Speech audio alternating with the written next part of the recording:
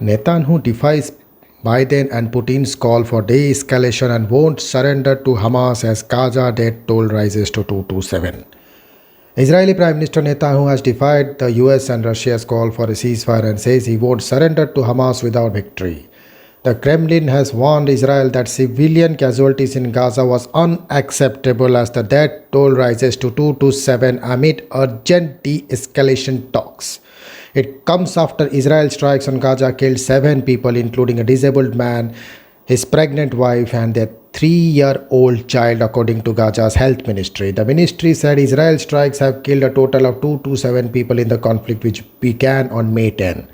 Earlier today, Prime Minister Netanyahu threatened to conquer Hamas and said his country won't surrender without a clear victory. Speaking in Tel Aviv, the Israel leader said, "There are only 2 ways that you can deal with Hamas. You can either conquer them, and that's always an open possibility, or you can deter them." He added, "We are engaged right now in forceful deterrence, but I have to say we don't rule out anything." When asked for how long the operation will continue, he said, "We aren't standing with a stopwatch. We are concerned with the objective of the operation. Previous operation lasted a long time, so it is not possible to set a time frame." But a senior Hamas official has predicted a ceasefire within days. "I think that the ongoing efforts regarding the ceasefire will succeed," Hamas political official Mahmoud Abbas Marzouk told Lebanon's Al Maydan TV. "I expect a ceasefire to be reached within a day or two, and the ceasefire will be on the basis of mutual agreement." Netanyahu had discussion with Joe Biden on Wednesday, who said he wants a significant de-escalation today. The White House confirmed the president spoke with Israel Prime Minister on Wednesday morning. The two leaders had a detailed discussion on the state of events in Gaza, Israel progress in degrading the capabilities of Hamas and other terrorist elements, and ongoing diplomatic efforts by regional governments and United States, they said in a statement. The president conveyed to the Prime Minister that he expects a significant de-escalation today on the path to ceasefire.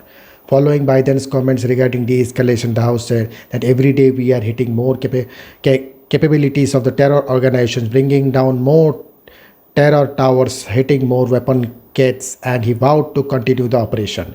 He said that he greatly appreciates Biden's support of Israel's right to defend itself and added, "I am determined to continue this operation until its goal is achieved, to bring back peace and security to you, the citizens of Israel," according to the Times of Israel. Israel defense sources also told the BBC there was still no ceasefire on the table.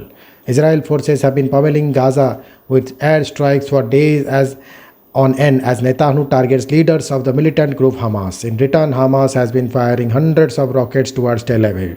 The IDF revealed earlier that top Hamas commander Mohammad Daif, 55, has lost both legs and arm and eye, and after 6 Israel airstrikes failed to kill him. Meanwhile, the IDF tweeted it is ready for any scenario on any front after 4 rockets were launched earlier today. The tweet reads, 4 rockets were just fired from Lebanon and northern Israel, one of which were intercepted by the Iron Dome. In response, IDF artillery forces are striking a number of targets in Lebanon. "We are prepared for any scenario on any front," Gaza medical officials say. 215 Palestinians have been killed, including 61 children and 36 women, and more than 1,400 wounded. Israeli authorities said 12 people have been killed in Israel, including 2 children. The current hostilities are the deadliest between the militant group and Israel since 2014. Thank you.